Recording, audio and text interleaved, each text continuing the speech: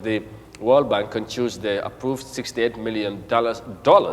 in financial support for the Tourism Development and Resilience Project in the Gambia. The financial support was born out of a strong partnership and collaboration between the government of the Gambia and the World Bank Group. Now, the ceremony was held at the State House in Banjul. Moses Mandy has the details in this report. Shortly after an indoor meeting with the president of the Gambia, Mr. Adama Barrow, to review the country program and partnership, Mr. Axel van Trostenberg approved a financial volume of $68 million to support the Gambia's Tourism Development and Resilience Project. The financial support is to speed up the sector's phase back in the aftermath of the COVID-19 pandemic, as well as to advance the development aspirations of the country. Axel van Trotsenberg said the support is to build resilience of the tourism sector amid crisis of the Ukraine war and its impact, such as food insecurity and price hikes translating to inflation.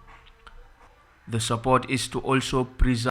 the long-term agenda, he added.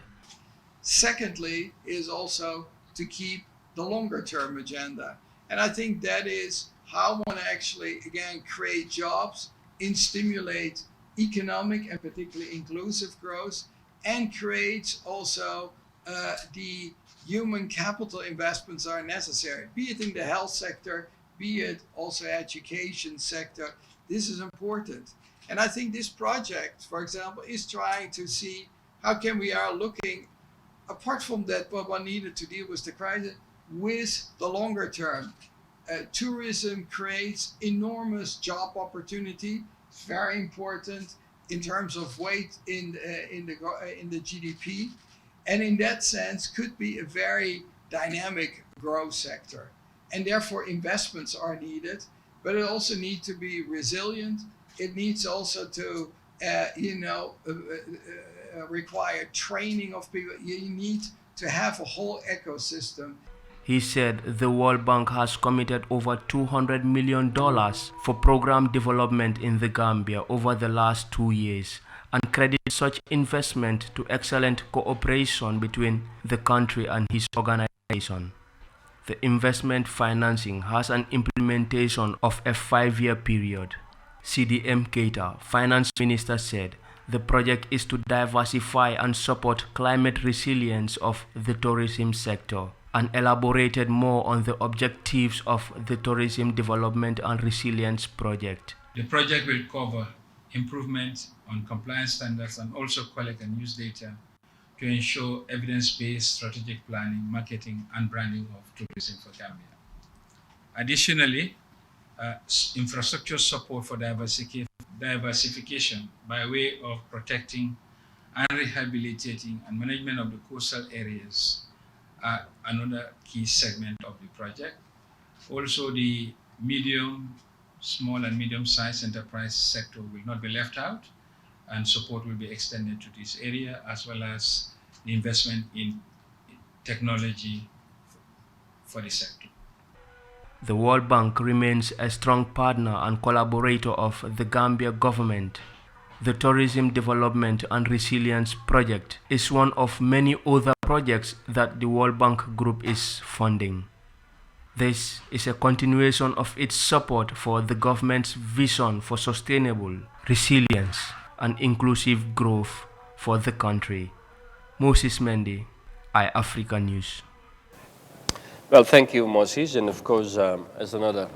wonderful development, I can say, for the Gambia, more so to the tourism sector. But of course, entails a lot of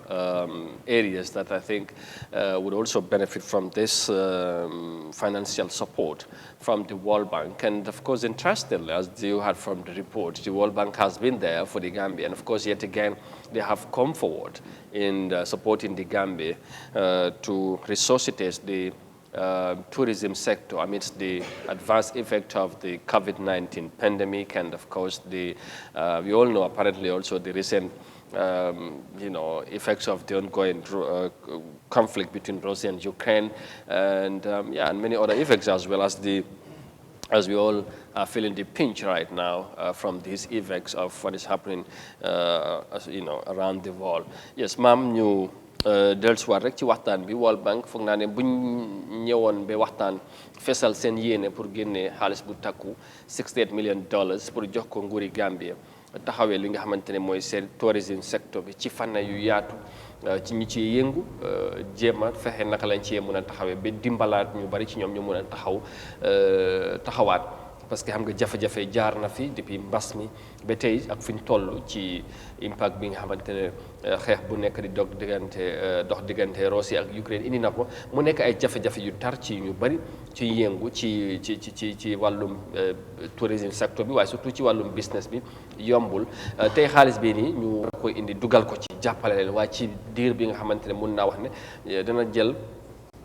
diir bu xala gudd tout because ay at lay nekk tey ban jàngat lañ ci mun a jàpp ci taxawaay kilifa yi bi gannaaw bu ñu taxawee ak World Bank bi ñu am ndimbal bi waaye fexe tamit ñi ko yelloo ñu jot ci parce que tamit ñu war a gis li nga xamante ne mooy yaakaar bu ñu ci am tourisme secteur bi dundaat ci yu bari li nga xamante ne moom moo koy doxal lu utee ñu xaar rek tourisme yi ñëw ci réew mi waaye tamit ñu bokk secteur bi ñu mun see gis seen bopp gannaaw ndimbal bu mel nii dugga ci na ci area boobu. jërëjëf Amadou nekk na lu am solo ndax njëriñ ci la nga fekkee yàlla def na ñun ñëpp tey ñu ngi koy toog di ko waxtaane waaye ñeen nañu yàlla may ñun ñëpp ñu fekkee njëriñ li ñu gis ko ndax World Bank seen initiative ak koppar yi ñu indi takku na lool ñu yaakaar ne am na bunt bu mu mën a fatt fi jamono toll ci doxalin ci mbas mi ñu jógee mu gàllankooroon li nga xam ne mooy tourism sector bi loolu ñëpp mën nañ ko nangu ne jamono COVID-19 2019 2020 daanaka tourisme bi moo gënoon a lompañ ci biir réew mi la ko waraloon ci lompañam mooy tubaab yi lañ gën a yaakaar ci suñ tourisme fii ne ñoom ñooy ñëw te booba dañ dàkkaloon dem ak dikk ci àdduna bi yëpp kenn mënutoon a dem fen ñëpp a ngi toog ci seen bërëb ñu gis ne fii bu tubaab yi ñëwut tourism sector bi daanaka duy am njëriñ du dox li tax mooy dan moomalee tourisme bi tubaab yi nga xam ne ñoom ñooy ñëw ci biti ñooy jógee ci biti di ñëw ci biir réew mi léegi nag lii yëpp war naa ubbi bunt yu nga xam ne tourism sector bi war naa dund ci biir réew mi te fekk duñ yaakaar rek tubaab yi ñëw wala ñàkk ñëw tey koom-koom bii ñi dugal war naa tax ñi nekk ci tourism sector bi ci njiital Minister of Tourism and Culture rek tey boo ko dundalee mun naa yóbbaale tourisme ba Gambien bu fi nekk ci biir réew mi dina gis boppam ci culture ba mu ko yóbbu ci moom mu nekk ku nga xam ne dafay dem ci tourism sector bi ngir culture moo koy yóbbaale ngir fësal aada ak cosaan léegi nag bu fekkente ne loola dañ ko neenal ci biir secteur bi ñu jël tourisme bi kese fàtte li nga xam ne moo nekk cultural aspect of it te tourism and culture ñoo ànda tubaab yi li leen di gën a neex suñ ñëwee fii bokk na ci suñ aada ak suñ cosaan léegi nag buñ jàppee rek ne ñoom dañ fiy ñëw ci dunda suñ piir ci ndox mi dunda suñ naaj bi nga xam ne am nan ko te ñoom yombul pour ñu gis ko ñëw ci suñ géej yi ona sanga toog ci hôtel yàgg yooye noona ñu jàppee ne secteur bi loolu kese moo ci nekk te ñoom li leen di attract bokk na ci suñ aada ak suñ cosaan te secteur bi nga xam ne moom la ñuy dooleel loolu mu ngi ci biiram nan jël loolu ñu dooleel ko ci biir réew mi ba nga xam ne tey fu nit nekk ci biir réew mi aada boo munta amee koy na ba kaatong nit ñi dinañ gis ne réew mi de ki nekk fi nga xam ne moom moo nekk base sax dina yàkkamti ne bugg naa dem fuladu ngir xool seen aada ak seen cosaan saraxule bi day yàkkamtee gis aada li nga xam ne mooy pël bi day yàkkamtee gis aada séeréer bi yàkkamtee gis aada joolaa loolu buñ ko gisee da nga gis ne dina dooleel li nga xam ne moom moo nekk tourism sector bi waaye ci biir culture lañ koy dëxëñ wana sàn nga di nga gis ne kon duñ dem ba yaakaar ne sisin ak sisin tubaab bi dañuy tukk si mooy tax hôtel yi di am li nga xam ne mooy programme wala sisin mooy ubbi ba borom hôtel yëpp yaakaar ne tey dinaa yokk suma staff si bu sisin bi tëjee ma deduct suma staff si ma wàññi leen yooyu yëpp tey xaalis yi buñ ko dugalee ay jafe-jafe moo ko dee indi. exact waaye xam nga jafe-jafe Amadou dafa fekk aada bi ñu ngi koy dunda gis nga balaa mbas mi Sisine dafay close dafay open loolu lañ yàgga di dunda ci biir réew mi absolument te pour nag tourisme secteur bi ñu dundal ko warut a nekk an open and a close Sisine. waaw loolu daf ñëw delloo ci li ñuy wax innovation and creativity jot na pour kilifa yi ñu nekk ci fànn boobu ñuy xalaataat système bu fi nekk bu yàgg ñu càppi doxali léegi am ñu ànd ak jamono. parce que soo jëmee si yeneen réew yi noonu comme noo ko waxee even lu ñoo waxee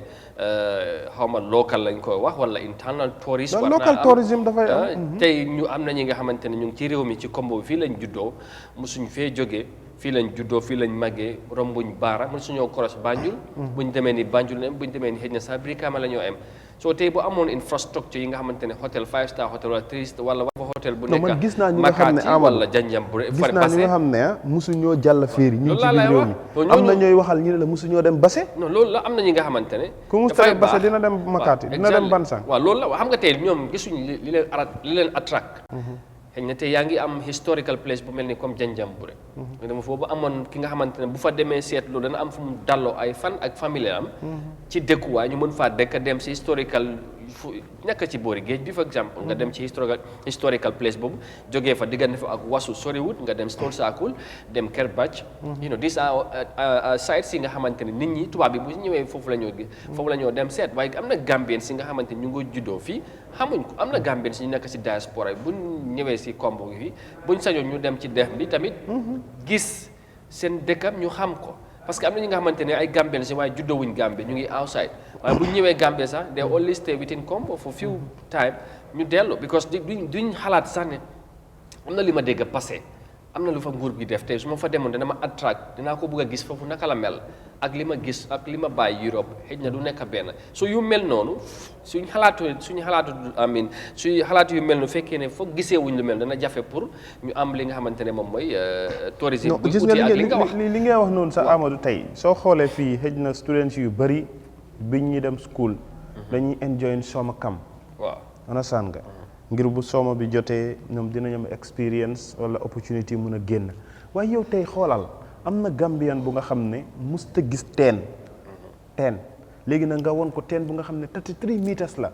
understand nga am na ku nga xam ne tey exemple nga commencé ko ci wayjuru njiitu réew mi président Adama Barrow understand nga yaayam root na tey boo jëlee xale bu nga xam ne gëmul ne root am na nga yóbbu ko ci kaw gi mu xool jigéen yi ni ñuy rootee ñu yóbbu la nga xool jigéen buy bojja onasan nga xool jigéen buy soq yow nga nekk jigéen tey bu la sa jëkkër ne onasan nga toggal sax yaa ngi xalaat ne man waruma jënd këriñ togga onasan nga loolu yëpp dafay delloo nit ki ci aadam mu xam moom mooy kan onasan am na Gambiens yu bëri yu nga xam ne hippopotamus muy léebéer buñ ko déggee ci jàngalañ ko déggee buñ ko gisee ci design la wala ci documentary tey exemple boo demee fu mel ni Bansang every ngoon around 6 da ngay gis léebéer bi day taxaw ci xeer bi ku toog fii ne la musta gis léebéer yow nga nekk ci tourisme secteur bi nga gëm am na time yu nga xam ne boo demee Makati wala nga dem Bansang léebéer bi dafay génn te amul soxla ci kenn dafay génn pour moom mu am piix understand nga yooyu yëpp tey moo war a nekk aada bu nga xam ne moom la ñu war a jël ñu dëxañ ko ak tourisme bi di ko expose ba Gambien si ki am $250 si sax dina xalaat ne man bëgg naa spend suma $150 si ngir ma dem gis aada ak cosaan ngir man ma dem xam man may kan fekk du da nga koy yaakaar ci tubaab bi nga xam ne euro ak dollar la am bu ñëwee ci réew mi mu wecc ko rek nga foog ne loolu mooy koom-koom loolu di nekk Sisinal waaw exactly te léegi seen ñëwin ànd tamit ak prices yi nga xamante ne xale yi lu ñu cee dund dafa nekk lu doy waar so yooyu yëpp war nañ ko mën a seetaat ak doxalin bi léegi xaalis bu am nii ñu war ko cee dugal fii ay at pour dugal fexe gunge ñu cee yëngu si secteur bi bu yàggul boo fàttale ko wax nañ ci am na tamit ministre of tourism jotoon na fi ndimbal ba jël sax seddale ko ci ay nit ànd ci ak tamit ñi nga xamante ne moom mooy Red Cross tamit def nañ ko tey ndimbal yu mel noonu ndax war nañoo xaar fii ak période bu gàtt ñu gis njeexital bi impact bu moo am ci secteur bi dundalaat li nga xamante ne mooy rëkk-rëkk yu amoon ci yenn secteur yooyu affaire yi mu gaay mun a jogaat parce que nag ay jafe-jafe moom kenn du ko wax ndax dund nañ ko te tamit métti woon na ci ñoom ñu bari li nga xamante ne wax nga ko hôtel si restaurant si ak yu bari ñu doon jaay ci coastal areas yi mënuñ koo defati parce que amuñu ay clients ñooñu ñëpp seen business yi naax saay na léegi ñoom pour ñu ñëwaat parce que ñoom tam am na ñu leen yaakaar foog ñu am ñu leen gunge te xaalis bii nii loolu la ñëw pour def ko ak ñeneen yu fi jaar tey ndax mun nañoo toog gis ne fii ak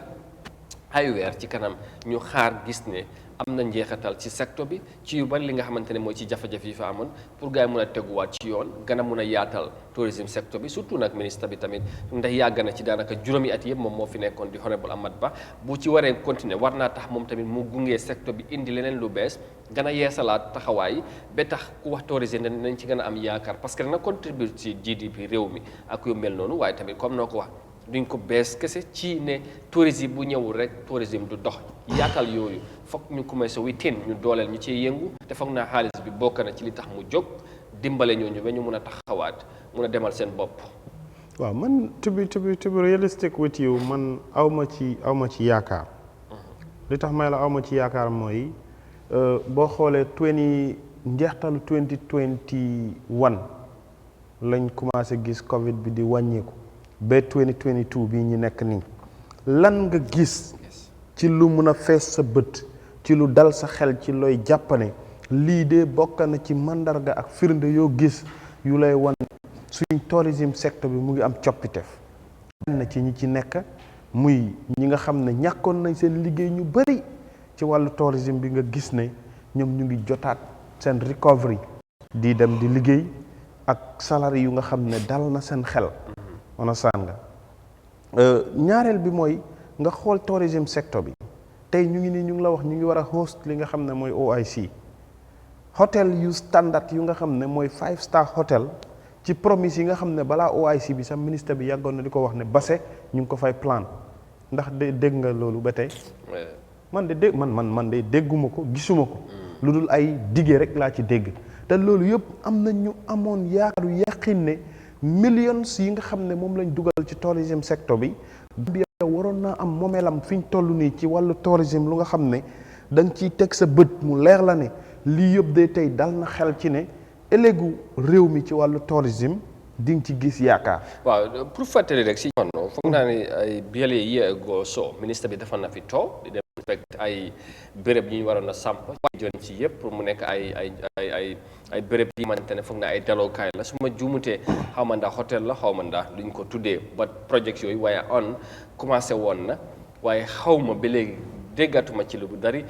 pour ndax daloon nañ li nga xamante ne mooy béréb yooyu pour fexe comme moom li ñu wax nii moom tamit noonu la ko bu gën a Gambien si commencé dem di dallu ci biti within the country but fi yëf yi toll la xamul waaye loolu nag bokkut ak li ngay wax yow 5-star hotel buñ diggee woon ci ne nañ ko def passé loolu nguur gi ci boppam moo ko waxoon waaye foog naa ne projets yi may wax ni lu am la lu dooroon la foog naa sori woon na sax waaye fan lañ ci toll laa xamut ak lan moo ci nekk lu bees ba li nga wax noonu dafa am solo léegi nag xëy na yow amuloo ci yaakaar waaye foog naa tamit war nañ ci am war nañ ci daal xaarandi ñu seet ndax at least coppeeku ndax xam nga fi ñu toll njorto rek lañ ci mën a am gis nga yaakaar mooy ne lu la leer ne ku la dig añ day fekk mu jox la ndéewoo sa xel dal waaye bu fekkee da nga toog ci nit Amadou ndéewoo jot ngeen toog nga waxtaan ba ndéewoo romb waxul laa sëñ bi looy ndéewoo wala ndax ndéewoo nga yow ndax sa xel dina am yaakaar ci ne añ bu jotee di nga añ añ jot nga naax saay ngay toog di dundee yaakaari reer loolu du fa nekk léegi li tax ma wax la lii mooy ne man awma ci njortu ndax li tax awma ci njortu mooy ne gis nga dafa am ministre yi ak secteur yu nga xam dañ nekk ci biir réew mi comme bi fa nekk luubal nekk fa gis nañ bu yàggul national assembly ndax owuñ jiiti boot xaw ma ci wàllu luubal te loolu yëpp ay koppar la yuñ dugal pour réew mi waroon ci boppam bu fekkee dafa am secteur yu ne ñi ci biti dañ ko teg bët muñ yaakaar ne tey ñin amuñ essence amuñ gasoil suñ géej gi lañ am ak suñ suuf si problème yi ci am ak luubal ak njuuj njaaj yi ci am mënu koo xayma fan la yem ñu yaakaar li nga xam ne mooy exemple ci biti lu mel ni tourisme bi understand nga ak ñu mel ni ñoom World Bank ak yeneen donos yi nga xam ne dañuy ñëw duñu dimbale buntu yi ñuy jàpp ne fii mooy fi ñu leen war a dimbale saa yuñ ko fa dugalee nopp da koy dégg war mu gis njëriñ bi xoolal millions yu bëri yi nañ xool fan lan mooy njeextal bi daanaka lan mooy njeextal bi waaw ci ñaari at bu daanaka ci ñaari at dugal nañ ci lu ëpp ñaari téeméeri millions de dollars ci réew mi nangutu diggante ma ak nguuri Gambia léegi nag te léegi yow loolu ana impact boo gis tey as a Gambian mu leex la ne am na place buñ dugal xaalis bu toll noonu yow nga am ci yaakaar ne boo fa liggéeyul sax yëf yi mun naa rogandaan ba yegg si ci yow te fii ku fi liggéeyul ci tourisme secteur bi am nga xarit wala mbokk bu fay liggéey te gisuloo coppeeku bu ci am te ñu ngi fay dugal xaalis bu dul jeex loolu kañ la ci nit di am yaakaar man bu ma ko déggee dama ne gars yi amaat nañ bunt bu ñu lekkee xaalis mu ngi noonu su ko defee ñu ngi xaar ñu seet fan la yëf yi di mujj dañuy continuer gannaaw loolu